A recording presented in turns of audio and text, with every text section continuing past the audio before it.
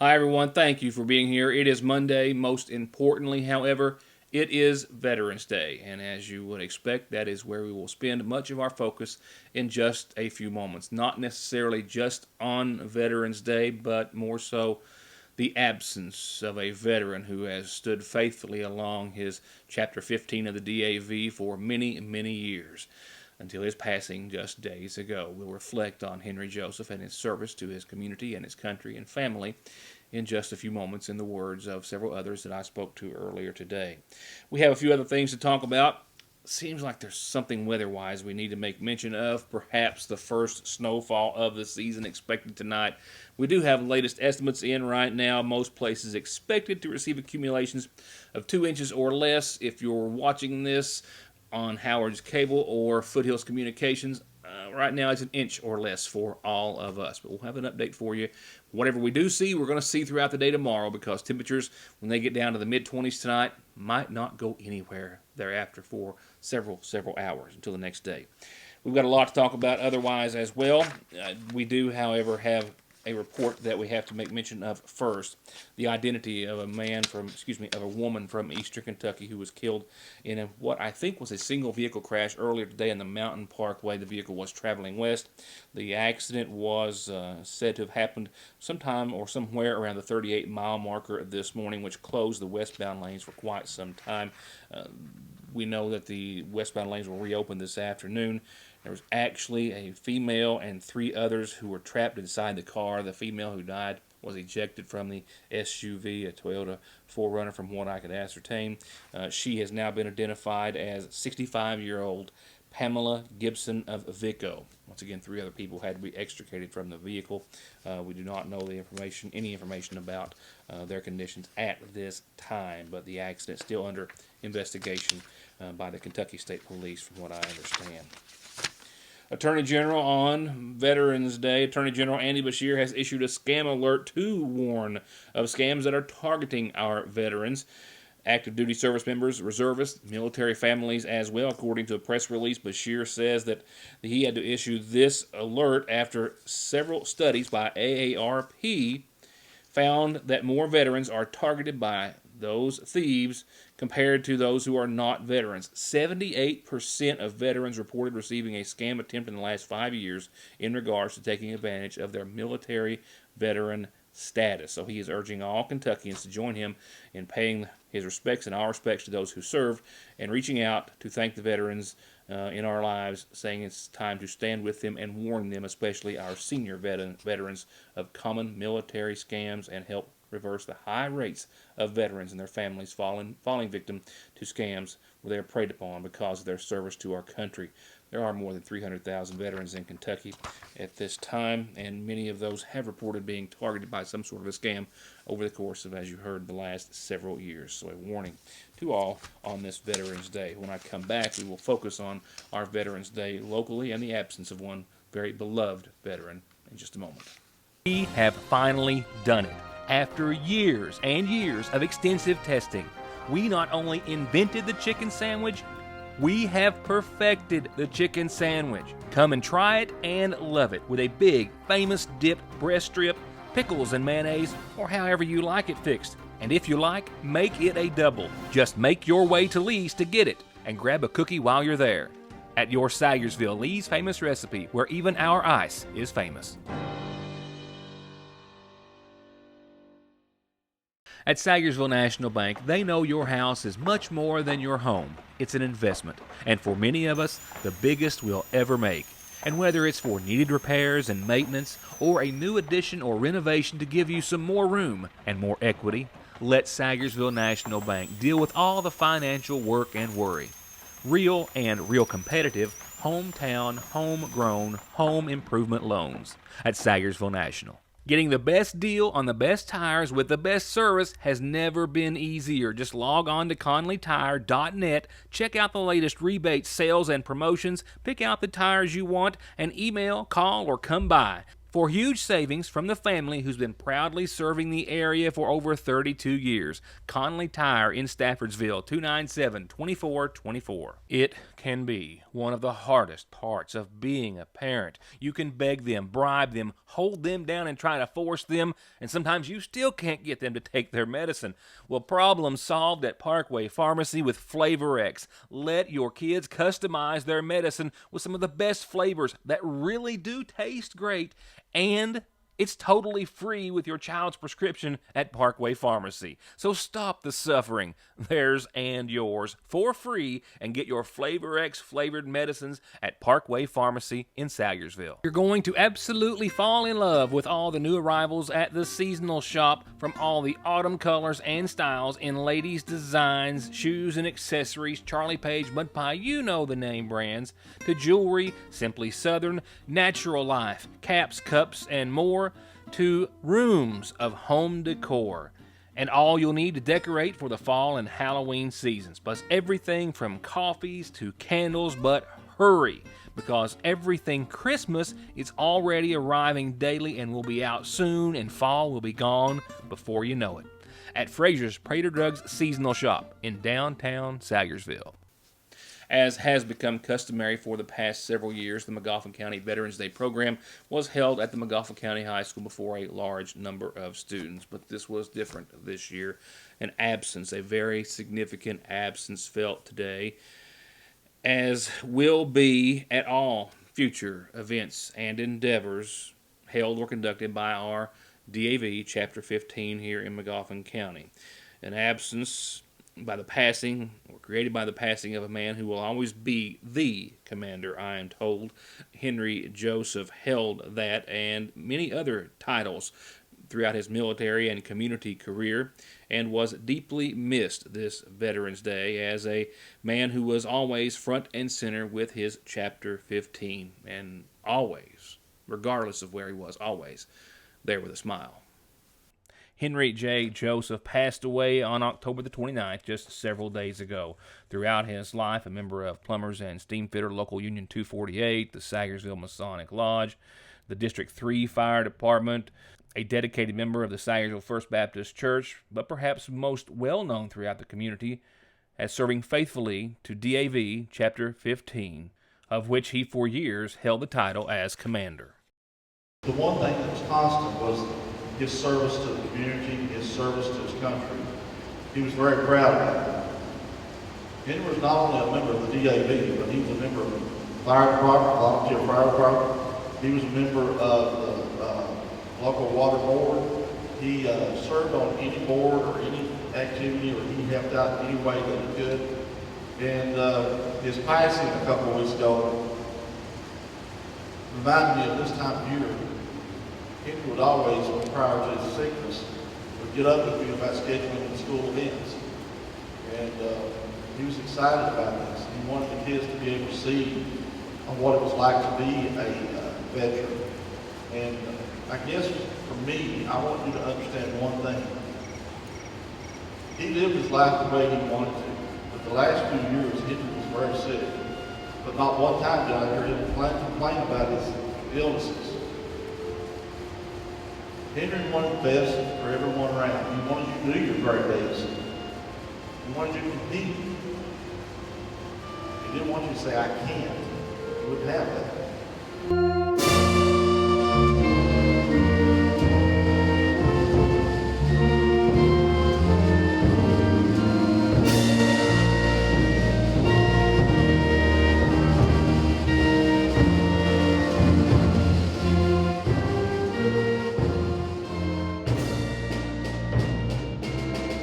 Henry,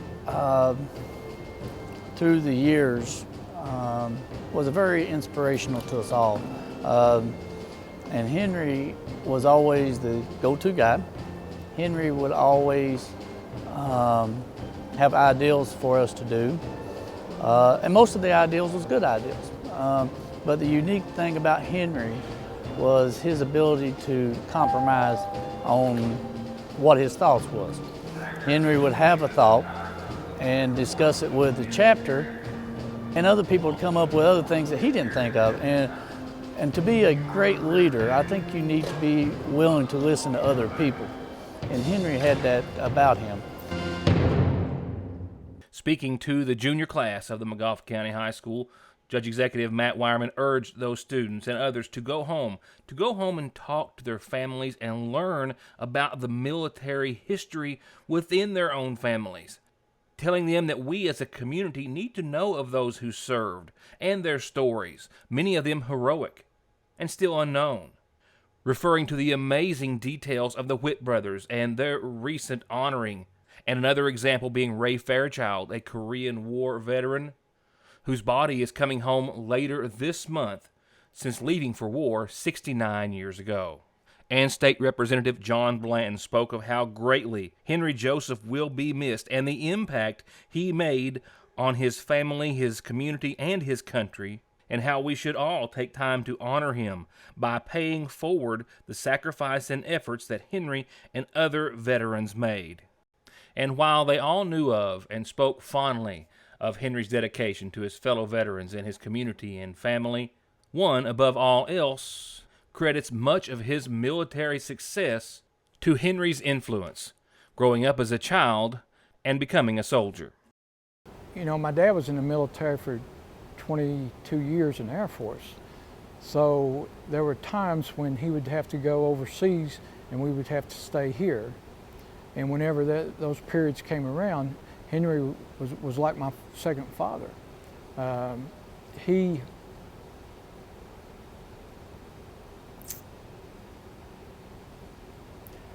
Other than my parents, he shaped me more than anybody I know. You know, he showed me what a work ethic was, that if you worked hard, you could achieve whatever you wanted to achieve in life. I remember as a kid, you know, he was always fun to be around because he would take out a quarter and do tricks like, you know, pull a quarter out of your ear and stuff like that. And he was just always so fun to be around. He was always upbeat. As I grew older, when I went to college, I worked for him at his gas station. And I remember one time I changed like 12 coal truck tires one day. And you know, I was kind of a skinny guy back then in college, but you know, I was probably gritting my teeth the whole time I was doing it because I sure didn't like it and I sure didn't like my pay. But it taught me that what he had expressed to me is that if you were willing to work, you can achieve something in this lifetime. You can set goals and meet those goals. I know when I graduated college and I was commissioned as a second lieutenant, one of the traditions of a second lieutenant is the first person you salute, you present them with a silver dollar. And Henry was the one that got that silver dollar.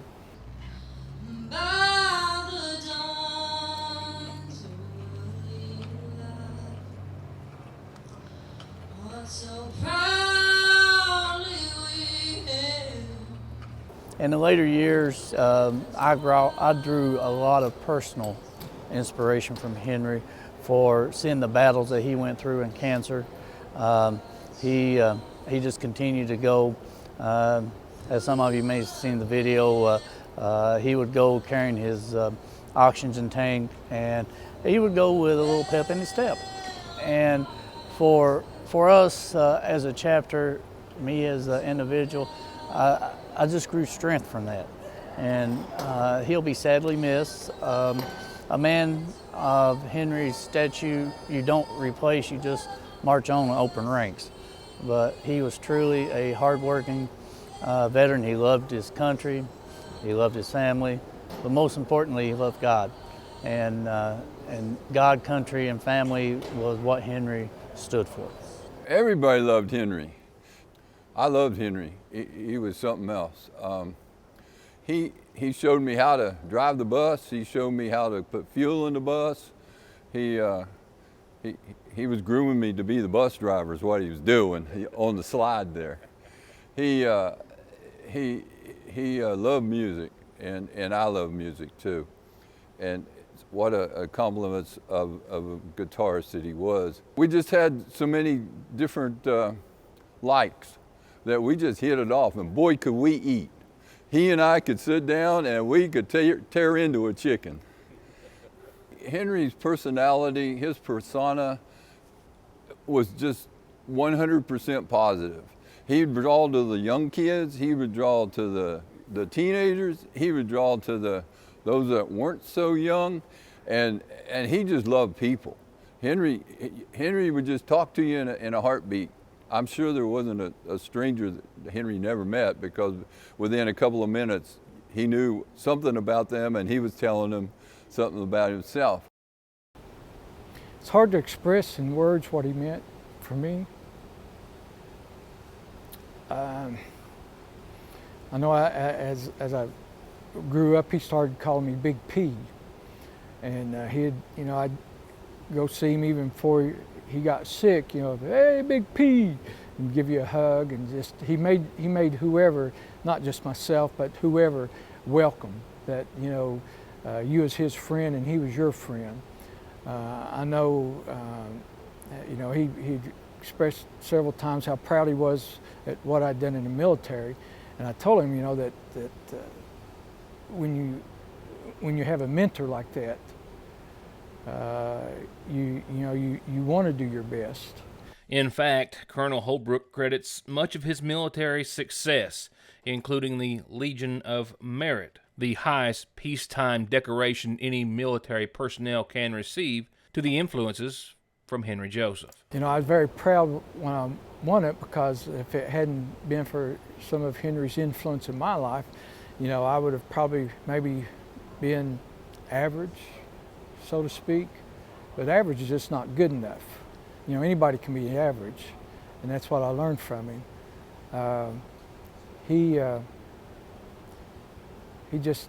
meant more than words than I can express. And Henry's dedication to his community and his fellow veterans in Chapter 15 earned him the title of not just a commander, but Henry, as I understand, will be forever known as the commander. We referred to Henry as the commander of the DAV, Chapter 15. Our chapters had many commanders, and great commanders, may I add. But Henry's longevity as commander has earned him the title of the commander of DAV Chapter 15. Henry Joseph will always be the commander of DAV Chapter 15. I salute you. Just like that first salute that I gave my silver dollar to, is I'd like to salute you, Uncle Henry.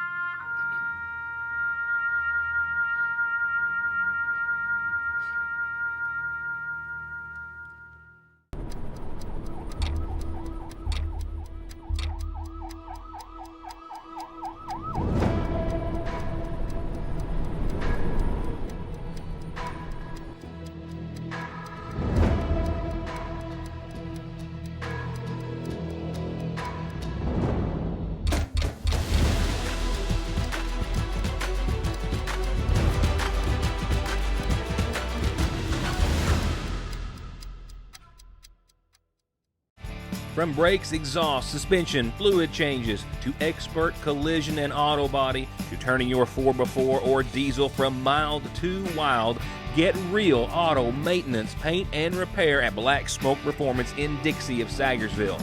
349-8785. So what are you planning for Thanksgiving? Welcome to my vlog. Make sure to leave a comment. Black Friday sales are going to be huge this year. Adults and their phones. It's going to be a low-carb meal. All right. Hand them over. Appalachian Wireless always wants you to get the most out of your phones, but we also encourage you to set them down and enjoy time with your loved ones.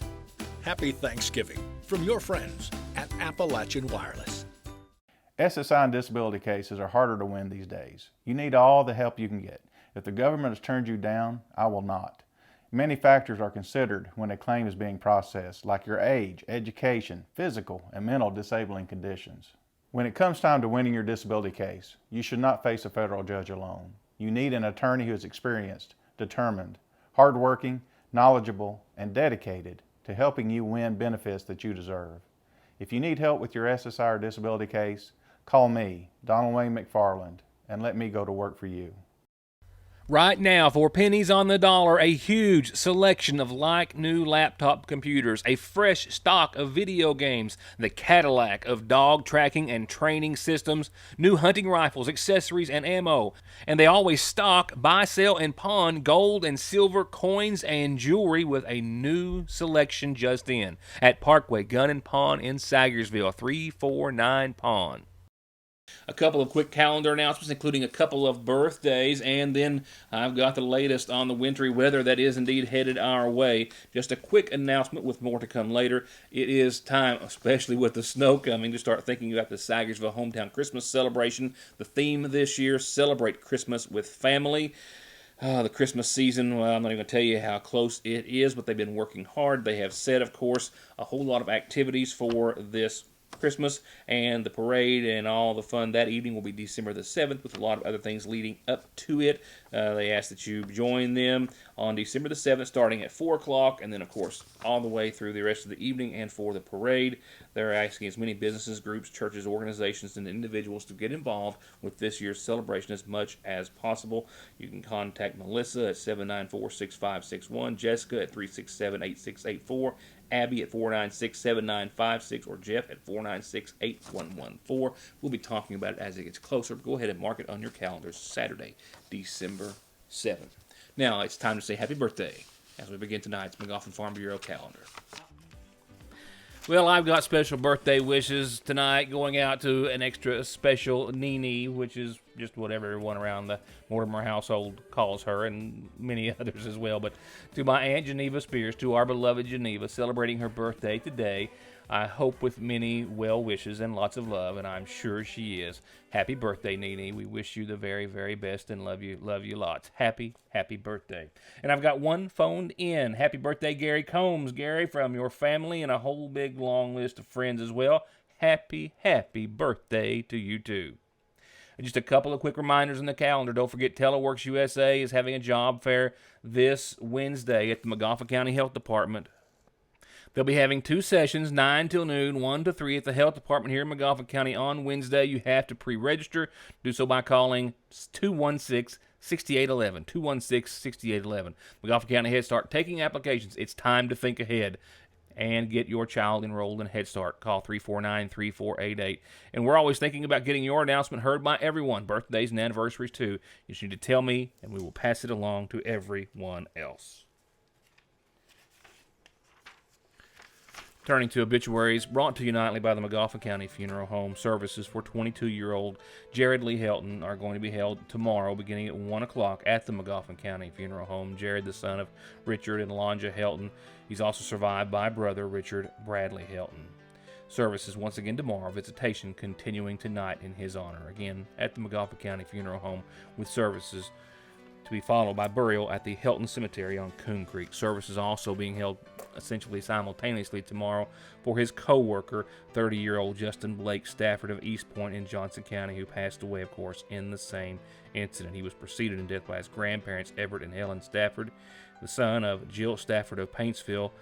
He is survived in addition to his mother, or by his mother, by his fiancée, Kiara Sloan of East Point, and one daughter, Emily Sage Stafford of East Point as well. Services to be held, tomorrow morning at 11.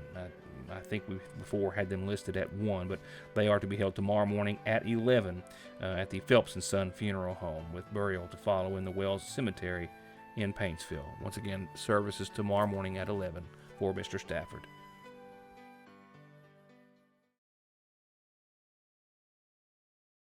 Well, there have been a few changes. It's been a weekend, so of course changes to be made to your forecast. They have not improved unless you're looking for some really cold air and a little snow. First accumulating snowfall of the season is expected tonight. Some folks could see up to 2 inches. I don't think we're going to be among that crowd.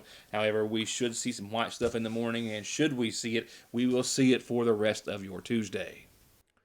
And behind this cold front that we have been talking about that's going to blow through here later on tonight, there's going to be a very strong surge of Arctic air moving into eastern Kentucky. And as a result, temperatures are going to plummet to well below freezing, and they're not going to recover tomorrow either. And with any ongoing rain forecast, when it changes over to snow, it's going to stay there and linger in the form of some flurries, I think, into the early morning on your Tuesday. And this will result in the first measurable snowfall of the season for some, maybe for many. And slick roads and your early morning commute, could we be in for our first snow day? I cannot rule it out, nor can anyone else at this time. Here you see the latest updates from the National Weather Service in Jackson, this being issued just a few moments ago. And as always, McGoffin County and much of the viewing area kind of on that line. And here's how it's shaping out. There are indeed a couple of lines. And you see that some folks from Somerset and all the way up to south of Moorhead, well, might just get a 0 to an inch or less. But then on either side of that, some folks might get 1, maybe 2 inches.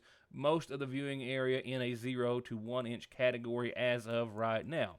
But with temperatures as brutally cold as they're going to be, it's not going to take much to cause some issues in the morning. Don't get caught off guard by a few flakes on some very cold roadways tomorrow, because that could certainly be the case. As for the timing, precipitation will start as rain before it changes to snow later on tonight. The green, that's when we'll start to move into those areas from 10 until 1. We are pretty much firmly in the yellow. That is from 11 till 2. And the white from midnight to 3 a.m. So that is the timeline for the precipitation. As temperatures fall, well, that's when, of course, we'll see that rain change over to snow and possibly give us some slippery conditions tomorrow. Lows tonight look to be around 26 degrees, and you'll need to factor in a wind out of the northwest, maybe 5 to 8 to 22 miles per hour, and gust later on as well. Rain becoming all snow. And once again, right now, we're going to stick to new accumulation tonight of less than 1 inch for all of the viewing area. It could change, and your neighbor could see more than you. Tomorrow, check out temperatures. 26 tonight.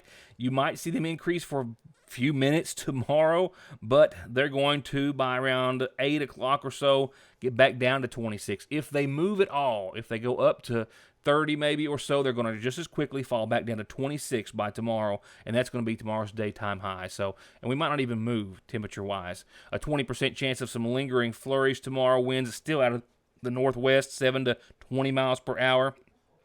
Flurries ending pretty early tomorrow, leaving us with mostly clear tomorrow night, and still 16 degrees. That's what we had on the forecast when I left you on Friday. That's what we've got tonight. We have adjusted tomorrow's daytime high from 28 down to 26. That's not a good thing. And then we will slowly climb out of that hole. Wednesday, still feeling much like winter, 37 and 25, just dry and clear and sunny, and some clouds that night. Thursday, we'll climb up into another 10 digits, around 46 for your daytime high on Thursday. Still a lot of sunshine, partly sunny skies. Nighttime lows still in the low to mid-20s. Friday will still be in the 40s, and Saturday as well. Still sunny, clear, dry. Nighttime lows still in the 20s. Sunday is going to be a pretty nice day to get back out, maybe. 54, mostly sunny, and nighttime lows the first night above freezing for several in a row. Monday of next week, which is so far away, we're still going to be in the 50s. That next system gives us some shower chances and clouds. 55, 35, your high and low. No snow mentioned there as of yet. And that will wrap it up for what's going to be a very chilly and snowy end to your Veterans Day 2019. We'll get back to regular programming on tomorrow, when I hope to see you then. Thank you for watching. Stay warm. Be safe on some possibly snow-covered roads in the morning, and good night.